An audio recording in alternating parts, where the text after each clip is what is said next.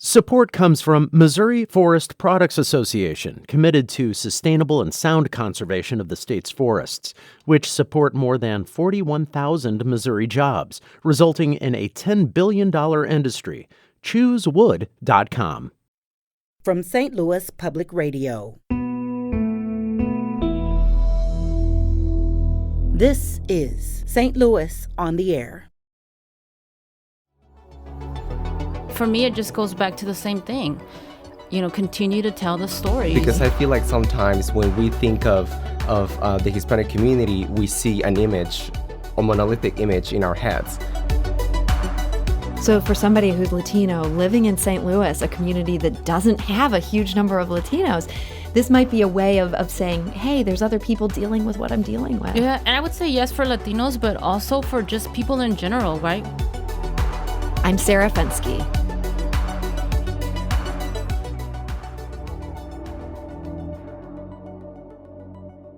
This morning, a new podcast debuted in St. Louis. It's a production of St. Louis Public Radio and PRX, and it aims to highlight the region's Latino community. The podcast actually represents the marriage of two separate podcasts with different focuses and stories.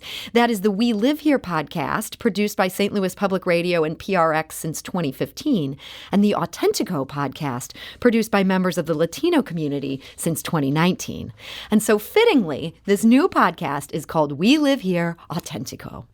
And joining me now are its two co-hosts. I think you might have heard a woo from one of them right there. Gabriela Ramirez-Arellano isn't just a co-host of We Live Here Auténtico. She's also executive director of the Center for Emerging Technologies and director of entrepreneurship at Cortex. And she previously joined St. Louis on the Air to discuss her work co-founding STL Juntos. That's a volunteer-based organization that connects local Spanish speakers with resources to navigate the pandemic. Gabriela, welcome back. Thank you. Thank you so much for having me. I'm so excited to be here. And we're also joined today by Alejandro Santiago. He's a co-host of We Live Here Auténtico and also an outreach representative at the office of Congresswoman Cori Bush. He's also a foreign attorney and a community advocate. Alejandro, welcome. Thank you so much. I'm so excited, so happy. This is very exciting. I mean, this podcast just dropped a couple hours ago. Did this feel kind of like a race to the finish? It's now time to put this live. Gabriela? Yes, definitely. And before we get started, I have to say, hola San Luis, ¿cómo estamos? We have to start talking in Spanish more. So really excited about being able to share the stories. And it's definitely been a whirlwind of activity the last couple of weeks. Yeah. Alejandro, when you got into this, do you have any idea what you were getting into? Let me tell you, I had no idea what I got myself into because we started the podcast ourselves, Auténtico, and it was, small. We just had our conversations that we would record ourselves online on Facebook, and we would just record and put it out. Yeah. And now this is a complete different monster. It is editing. It is different audio. It is so many things, which for the audience, they're going to love it because the production is beautiful. Yeah. And everything is just great. But it's a lot more work to do it that way. It was a lot. Yeah. So you didn't know. Now that you do know, you still feel like, I'm glad I'm doing this. I am so glad and so happy because I've been able to learn a lot, so much, and connect with people as well, and also get to meet Jade, who is helping us with the podcast. She's at St. Louis Public Radio. That's Jade Harrell. You've heard her on the air. Our producer. Yes, she is the producer of this podcast. Well, so this is exciting. I mean, this has been a crazy couple weeks, probably even dating back longer than crazy couple weeks. Yeah, getting us to this point. Gabriela, I want you to take us back to 2019 because you were one of the original co-hosts of the Auténtico podcast. You're also a founder of this one. What was your aim back when you started launching in 2019? Well, Sarah, when we first started in 2019, it was myself and my co-host, Junior Lara, who was instrumental to us getting started. And it was really a similar focus to make sure that we highlight and uplift the stories of the people that are here in St. Louis. And there wasn't anything that was happening at that time that really did that. Mm-hmm. And so we just started with people that we knew and said, hey, can we tell your story? Would you come online with us on Facebook or to the platform, to our website, and share your story? Because I really think that a lot of times our struggles and challenges, those lessons learned, are someone else's or can be someone else's survival guide. Yeah. So for somebody who's Latino living in St. Louis, a community that doesn't have a huge number of Latinos, this might be a way of saying, hey, there's other people dealing with what I'm dealing with. Yeah, and I would say yes for Latinos, but also for just people in general, right? We all go through different struggles and challenges, and it's not until you realize, you know what, I'm not the only one. Yeah. That you find a tribe and you can really ask for help and be authentically you. Yeah. Alejandro, you didn't even move to St. Louis until 2018, so you're the newcomer in this room. Was it a shock at first when you found yourself in this place where, again, there aren't as many Latinos? You're trying to sort of find your tribe. It was really hard because I didn't have anybody. I didn't know anyone. No family, no friends, no nothing. And so it was hard at the beginning, but I think that as I am moving into the city and I'm getting to know people and I'm doing stuff and I'm working, I feel like that experience that I had is experience that others may have that can be like it's a story that can be shared, and that's one of those things that what Gabriela was mentioning is that those stories are shared stories. For example, we had guests in our podcast that have shared about their journey of open a business, and that's not only a Hispanic story, it is a story of everybody. Also a single mother that at the beginning she didn't have what her career was going to be, and she found herself, Tania Interian, who you will hear the podcast soon, the episode soon. She became the only Hispanic agency for State Farm bilingual in the state at that time. Wow. And that is a journey that I think it's one that can be shared, and it's a story that can be also empowering for others. For sure. So how did you end up getting involved? Gabriela had this podcast going. How did you end up becoming a co-host of it? Well, we worked together at the Hispanic Chamber of Commerce. She was my boss and mentor. And so she came to me and said, we were doing something, live streams during the pandemic, sharing stories about people going through stuff and just sharing resources and stuff. And it was a creative outlet as well. So she came to me and said, like, would you like to start recording the podcast? And I was like, you know what? Let's do it. That's a great pandemic answer. Let's do it. Let's go ahead. Yes. Yeah. Yes. So you jumped in. You're doing this together. Was it a sort of easy rapport? Like from the get-go, you guys could figure out how to host these conversations together. Yeah, I definitely think it was easy. It did take a little bit of learning and adjusting, but for the most part, since we had worked together so closely, I mean, Alejandro literally started working at the Hispanic Chamber like December of 2019, and then we were shut down in March. And so we realized that the only way to help our members at the chamber and the business owners in St. Louis was to go live. Yeah. So we went live on Facebook, if not once a day, at least a couple of times a day. Wow. Sometimes on the chamber site, sometimes on our own platforms, just sharing information because there were so many questions. And I own a Mexican restaurant, so I knew exactly, some of the things that people could be struggling with. And so that really gave us a lot of practice opportunities to not just get to know each other, but each other's style and realize that we really could work together.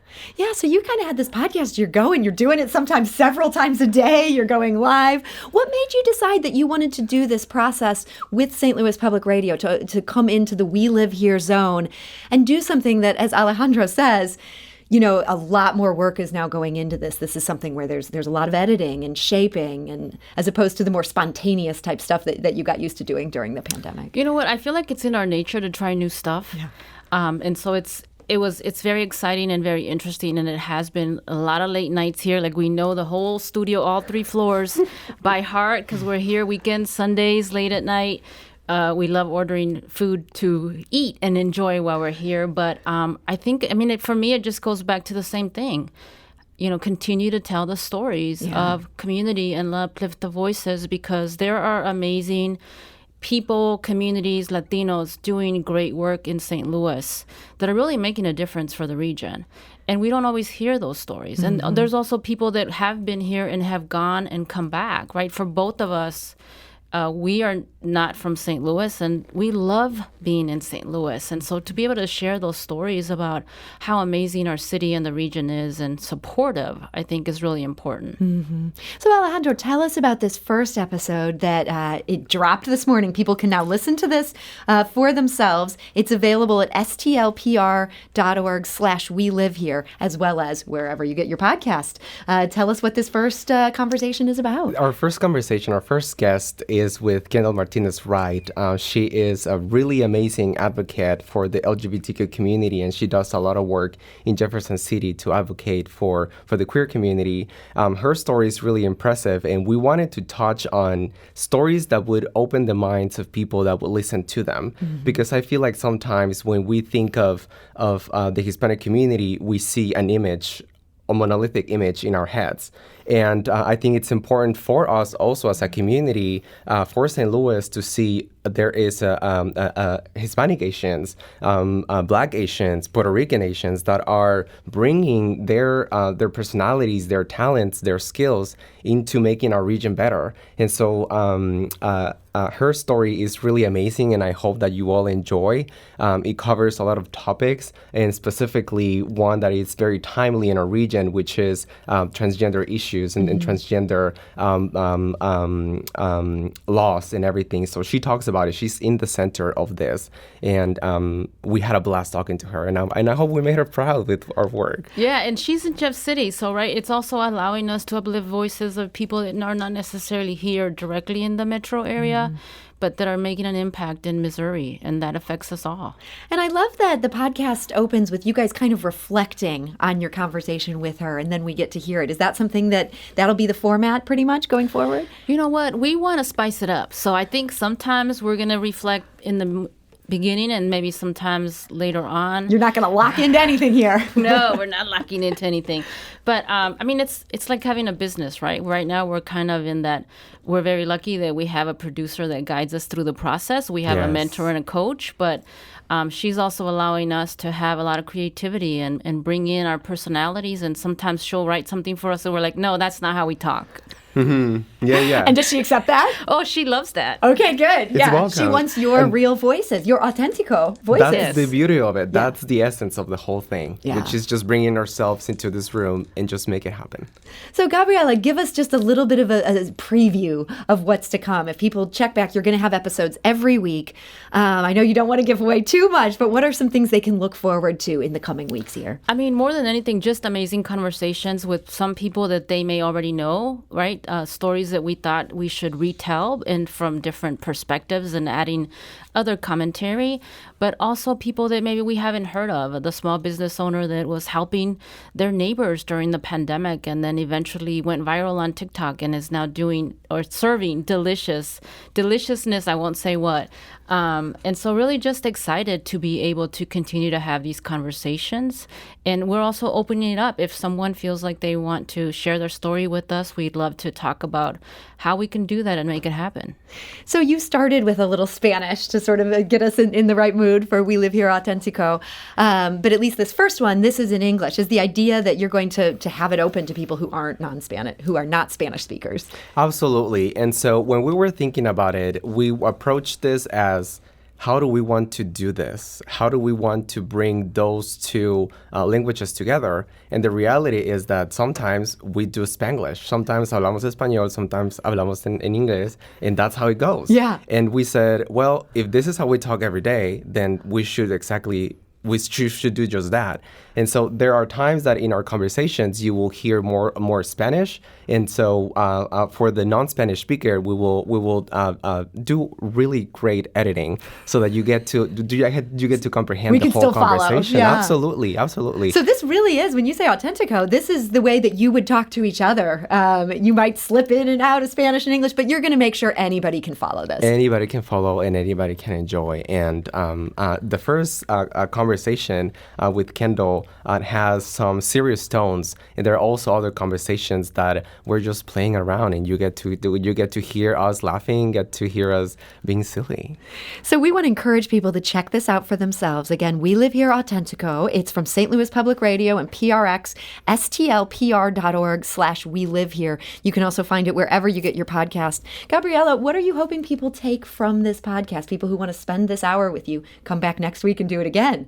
Really just to learn, right? To open their mind and to get to know their neighbors, because that's what it's about. We're also going to be doing a live conversation at the June Business After Hours at the Hispanic Chamber of Commerce's networking event on June the 16th. So we're really excited about that, right? So again, inviting other voices that maybe we haven't heard from. So it's really just about allowing an opportunity for people to listen, but also if you want to share your story, if you're ready to share your awesomeness and your greatness with the rest of us, we'd love to hear it. Well, Gabriela Ramirez-Arellano, thank you so much for joining us. Thank you. And Alejandro Santiago, thank you. Thank you.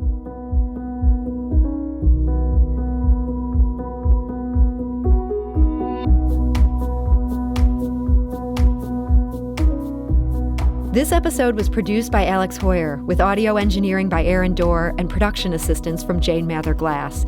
It was mixed and edited by Aaron. St. Louis on the Air is a production of St. Louis Public Radio. Understanding starts here. Do you find yourself regularly listening to episodes of St. Louis on the Air?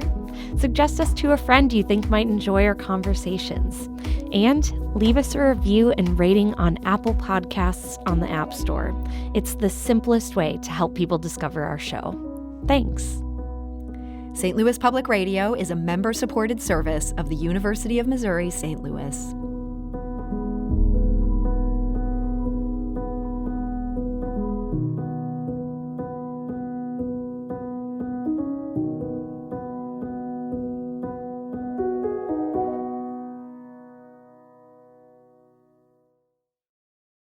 Support comes from the Missouri Forest Products Association, committed to conservation and careful management of the state's forests to make them more resilient and better habitats for wildlife.